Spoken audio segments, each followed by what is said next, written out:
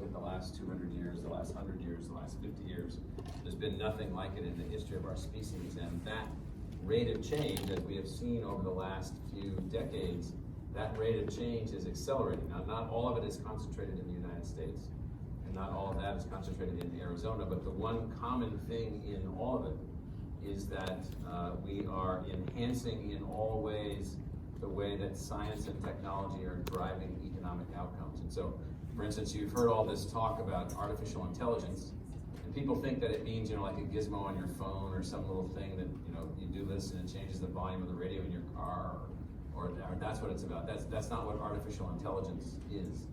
Artificial intelligence is the ultimate evolution of tools and techniques using computational devices that perform all these functions that we're not really capable of performing, that we're not really capable of embracing. So what I mean by that is that for the next 2 decades, the rate of economic change and economic opportunity is going to accelerate, and it's going to accelerate dramatically. There will be winners and losers. Arizona has to position itself to be one of those winners or losers, and one of the elements that produces a winner will be, do you have great human capital development activities going on? Do you have great schools, great K through 12 schools? Do you have great education for people that aren't in college? Do you have great lifelong education? Do you have great universities that are unbelievably agile and capable of adjusting to all these things, or not? If you do, your probability of winning in this new economic opportunity will accelerate.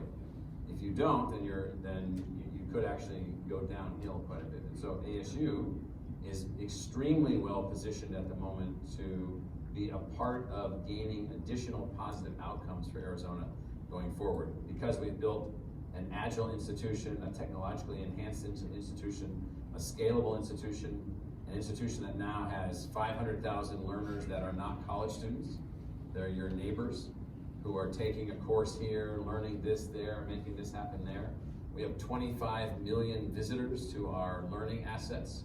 25 million visitors to our learning assets, from all over the planet.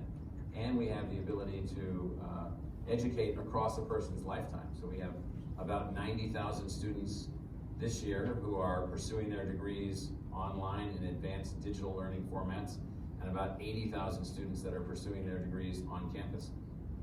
Long answer to your question, but what it means is that in the next 10 to 20 years, ASU will be accelerating all of those things, becoming more and more present throughout the valley, throughout Arizona, more deeply connected to companies, doing things that we never were able to do before because of technology. So next 10 to 20 years, you'll see ASU become the emergent model of the National Service University, the super university, the university capable of connecting to companies, connecting to families, helping K-12 to be more successful, using its assets to make things happen. And so I would boil that all down, that in the next 10 to 20 years, Arizonans will be able to see the product of the birth of a new kind of university called Arizona State University, which is a different kind of institution altogether. Very much focused on the success of the place, very much focused on the success of Arizona and the success of the United States.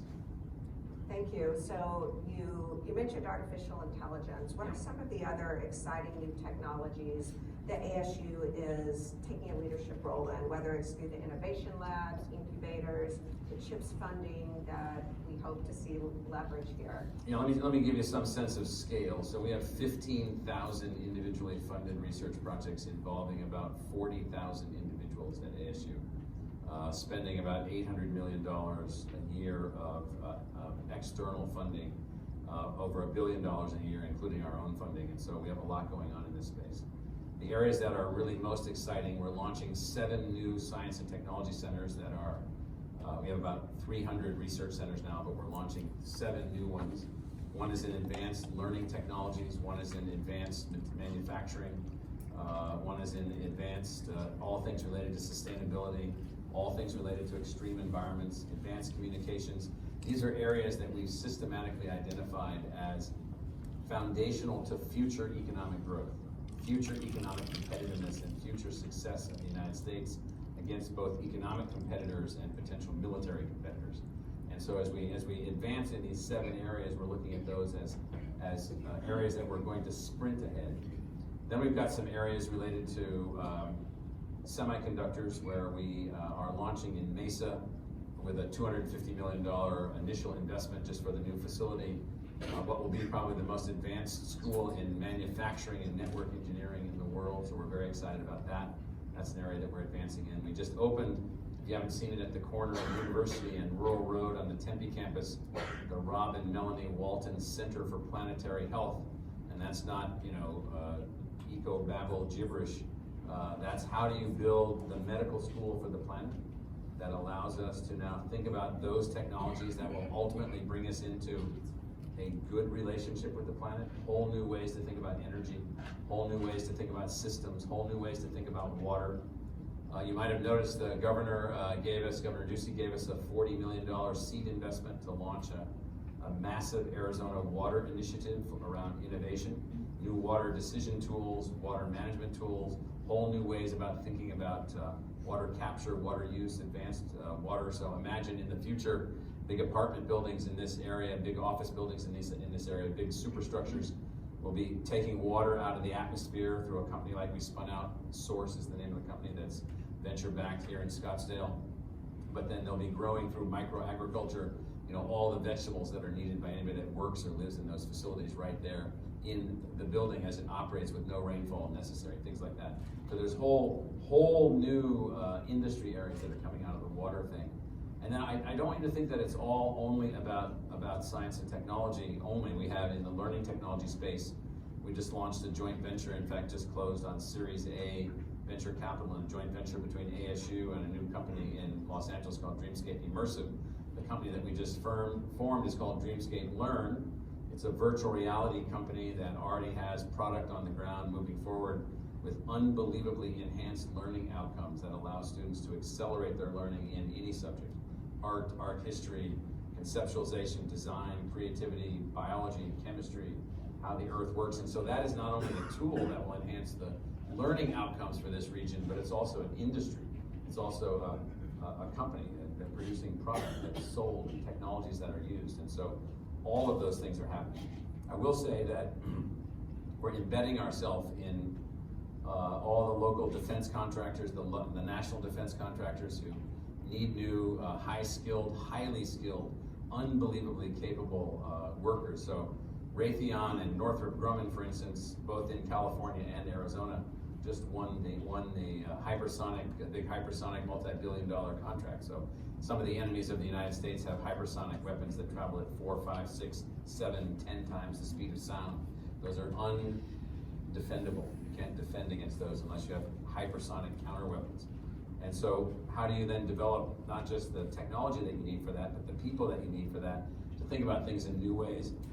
So we're working with these companies and other companies with advanced learning technologies to accelerate learning outcomes in these industries as they're going forward. And so I didn't want you to think that we're like laying around over there at the university, not thinking about these things. I will say, just so everybody can understand this, I mean, we have 80,000 degree-seeking students on campus with us now, not all in one place. We operate on 4 campuses, and 4 academic campuses and 7 innovation corridors, like the Novus Innovation Corridor, like the SkySong project, like a thing that we're going to build like Novus in Mesa, what we're doing up with the Mayo Clinic in the Discovery Oasis that's up there with 500 acres at the 101 and Mayo Boulevard up in that range up there. So we've got a lot of things that are going on. So there's new industrial trajectories in science, in medicine, in learning, in advanced technologies, in national defense, in water technologies, in new building designs, new materials, advanced materials. So here's something that just will freak you all out. So this building is made of certain kinds of materials, mostly steel, glass, fiberboard, gypsum, etc. Well, what if you wanted it all to be completely sustainable? What would you build it out of? Well, we have a center that's working on that, how you have no extracted materials that would be used in the building of buildings in the future. So maybe the building would be built out of redwood genetic material that acts and reproduces and behaves like redwood and cools the building at the same time with the strength of steel, but using natural systems to then perform the building's function. So we have an entire center focused on nothing but that. And you got to understand that somebody in our society has to be the weirdos that do things like this. You know, that sit around and think about, well, how would I make this building out of genetically derived redwood material that can cool the building and has the strength of steel? No problem, we'll work on it. So those are the kinds of things that we're working on. Awesome, well that's so exciting. ASU has become a truly global university. So can you tell us how instability overseas, whether it's the war in Ukraine, what's going on in Hong Kong, Iran, how is that affecting ASU's global mission? So globally, so all the major research universities that came before us are intensely global. When I got to ASU 20 years ago, we were not global. We did not have a global footprint. We had some international students, but we didn't have a global footprint. Here's where we are today. So we have on-campus students from 158 countries. We're the #1 public destination for international students in the United States, 13,000. Those, by the way, count as an export in the import-export balance, and so the tuition revenue that we derive from those students counts as an export of the United States, and so it's a very large amount of money because they pay a premium to come to the university, $34,000 times 13,500. You can run those numbers. That's several $100 million. We have also 38 offices around the world where ASU has programs, projects. We're working with Intel, for instance, to build new PhD faculty members in Vietnam to allow that country to become more technologically advanced, supported by Intel, supported by the American government. We have a new university partner in Kyiv, Ukraine, that is up and running in the middle of everything that you can imagine, and we're supporting that. I'm not going to walk you through all the things that we're doing. We have learners, not on campus, visiting us and taking our courses digitally, taking both our courses and our learning experiences from just under 180 countries. It's massive, and so we've got every complexity that you can possibly imagine. You know, so what's going on in China, what's going on in the war in Ukraine, Iran, complexities with families, students. We're the #1 destination for students in the United States from India. About 7,500 students from India, and they become so loyal to ASU and to the Sun Devils, it's unbelievable. About half these individuals, the cream of the cream of the cream, stay in the United States ultimately, get work visas, work permits, many get green cards. They become, half of them then later become entrepreneurs and entrepreneurial, so it's a huge selection factory bringing in new talent into the United States at a very high level. In general, we have the following view. So we didn't lose any students in terms of international enrollment during the pandemic, or none of the international students could go home. So two years into this, 3 years into this, you know, we're taking care of them. We're their home. And so none of the major things that are going on have negatively influenced us from either an operational or a financial perspective. If anything, we have 40 more projects overseas that are a product of our technological capability since the pandemic started than we had prior to the pandemic. So we have 15 new university partners, Egypt, Ukraine, Turkey, Costa Rica, India, other places using ASU technology. We have technological development projects. I was just in Africa about a month ago on a huge project that we have there funded by a private philanthropy to build a learning network to advance Africa. You may not know that the Chinese are spending billions and billions and billions of dollars to win friends and win economic opportunity in Africa. Well, so are private foundations from Canada and the United States with American universities. So is the U.S. Agency for International Development. So we have university networks in Ghana.